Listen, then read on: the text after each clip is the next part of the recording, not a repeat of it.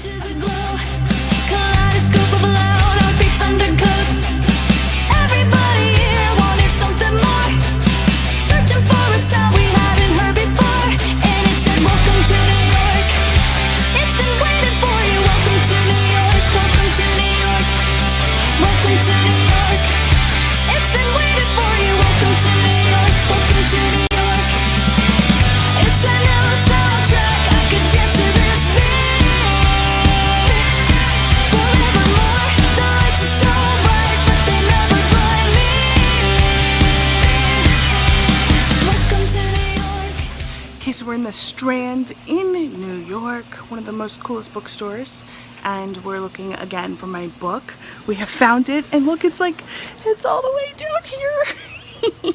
It needs some love. It's in the bottom shelf at the very bottom. But we found it. It's here. So we're gonna go see if we can go sign them.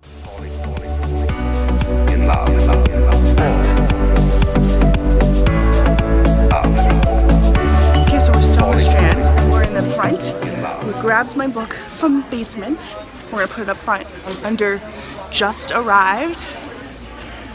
Nonfiction.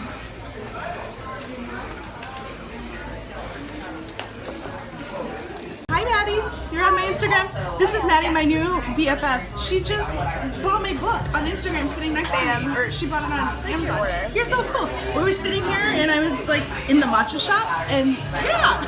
Self-love, and this is amazing, and I cannot wait to read it. I'm so Yay! Good morning, it is time for another amazing day, and today I am on my way to the Jenny McCarthy radio show. We're heading in for more self-love experiment talk. I cannot wait. I hope I can bring you in. It's gonna be awesome. So check it out and check out this amazing view that we got here. Look up for love.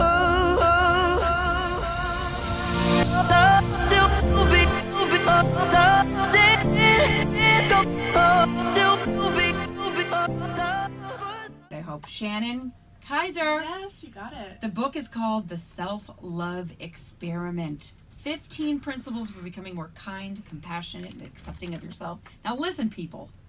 You know I love my self-help people, and I have a lot of people on. If you haven't gotten into this yet or gotten a book, this is the one to start with. Self-love is the #1 thing you could work on, because then it affects everything else in your life. Your body, your love life, your job. It is in my life, but still I notice that the words, I don't even know I'm saying them out loud, and words have power. How do you break a cycle that is, you're so programmed to just do or say? And I think it's society, it's culture, and if our parents don't love ourselves, it kind of goes back to how do you love yourself? And it does start by how we talk to ourselves and recognizing we don't have to believe that voice that tells us we're not good enough, smart enough, thin enough. And one moment at a time, one step at a time. So in my self-love experiment, I woke up in the morning and instead of like sabotaging myself by saying, look at this zit or this, oh, I'm fat, I would actually catch that voice in the moment and say, how can I turn this into one more kind thing, one level up? In the description you've said, this is a quote, whether you want to achieve weight loss, land your dream job, find your soulmate, or get out of debt, it all comes back to self-love and accepting yourself first. So how does all of it, like even finances, how does it come back to love, self-love? You know, what's interesting is it goes back to that, I want more money, and we overspend because there's a lack of worth within us. So whether it's finances or, you know, for many years before I found self-love, a lot of my relationships were superficial. And I was getting into relationships with the man to fill me up. I need you to love me because I feel unworthy. And it's not something that we say, it's not something I felt, but I came to the realization through my self-love experiment, which started as a 3-month process. Yeah, I was going to ask. It turned into 3 years. Wow. I was like, That's okay, awesome. let's just keep going. Worked, yeah. I was like, because this is so great, let's just keep going. Yeah. And what I really recognized is that, like, society and people, we're not talking about the fact that we don't love ourselves, but it's in our actions. It's in the fact that we, you know, all of the habits we do that we don't really like about ourselves, whether it's overeating, overspending. And so it really does come back to the lack of self-worth. So give yourself what you think you're going to get when you buy that awesome new blouse, or when you're chasing the man or the woman. Like, give yourself that love first is really the key. I love that. And so this book, can it teach me how to love myself? Absolutely. Absolutely. Oh, that's great. And I say that, I say that extremely unapologetically because this book taught me how to love myself. So I healed, since the process of the writing the book took almost 3 years.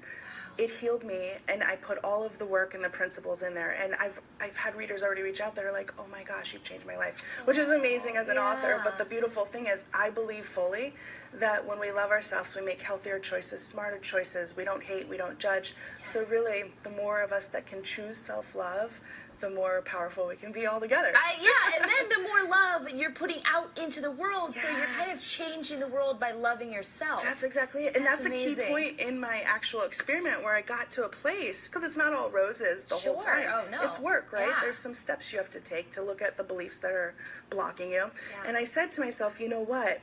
Learning how to love myself will be one of the most valuable things I can do for the world, because it's one less person hurting, one less person who's negative, one less person who's judging. It's less negative energy in the world. So I'm going to do my part, and I'm going to love myself, and truly that's what I think we all can do. We're here to love ourselves. And just the first. Okay, so we're getting ready to go inside to Google headquarters. We're speaking at lunch today, author series. So excited to talk about the self-love experiment. So let's go. Going into Google. Shared in the heat of the afternoon, out of the stillness, soft-spoken words. I love you, always, forever, near and far, closer together, everywhere. I will be with you, everything I will do for you. Inspired me while I was writing the self-love experiment. This book took about 3 years to write. I thought it would take maybe 3 months. That's how my other books, so just 3 months, but 3 years. And while I was actually having my first writer's block ever, I got an email from Allie, because I'm on her email list, and she's a body love coach. And it came through at the right time, and I reached out to her right away, and I said, can I please put this in my new book? And within like 15 seconds, she responded back, of course. So I'm gonna read it to you. There's this myth that you have to love every piece of yourself in order to experience true self-love. That you need to love every inch of your body in order to have body confidence. But there's harm that comes with this line of thinking. We fall into this deadly trap of self-denial, and we expect that we have to love every piece of ourselves. We become afraid to look at the ways we are showing up in our lives. We are afraid to see parts of ourselves that aren't as beautiful. We are afraid to accept the fact that we've gained 30 pounds. We don't want to admit that we are oftentimes self-centered and critical of others. We just don't want to look at it. But here's the thing. Self-acceptance requires radical, courageous honesty. And that's what I want to offer to you guys. Beautifully written. Thank you for letting me put it in my book. I wanted to offer and throw this out to you guys is when you think about self-love and the flaws that we have, or they kind of overshadow, I can't go do that. Did you guys know that 6 out of 10 people actually opt out of important activities because of a flaw or insecurity?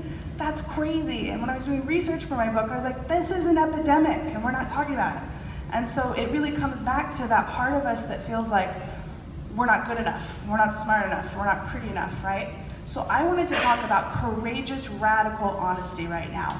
How it showed up in your life, and how we can have it and invite it in more. Oh my God, so good. I'll start. First off, I totally forgot that Shannon put that in her book, and she was like, oh my God, you're in my book, and I got so excited. I was like, I can't believe this, I'm in a book. So amazing. So, radical, courageous honesty.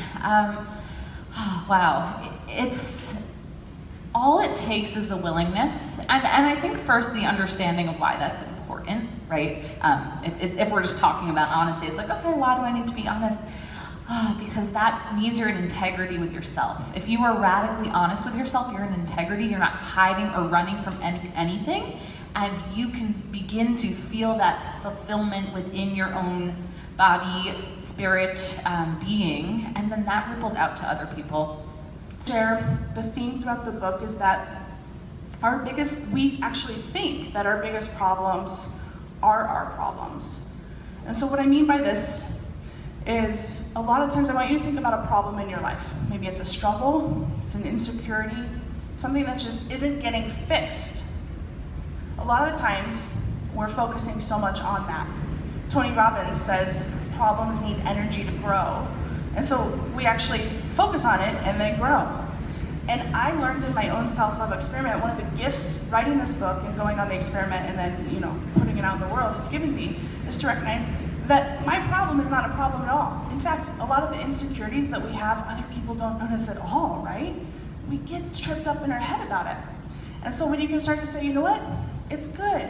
I'm okay. It's totally fine. In fact, take your attention off of the problem. And that's what I did. I used to hate my stomach. Even when I was overweight, hated my belly. And I would be in relationships, I wouldn't even let men touch me because I was like, don't know, it's my muffin top, you know? And then I started to take my attention off of that and I started to give attention to the things that I love. You know, my passion, my courage, my strong part, my body, and I started to compliment my body. I started to tenderly love the parts that I didn't really like. And I invite you to do that as well, because my whole relationship with myself changed. And the problems that once were problems actually became pathways to a greater understanding of who I am, what I want, and what we can do in the world. So your problems aren't problems at all. They're pathways to the next level of your life, to greater understanding. I feel glad.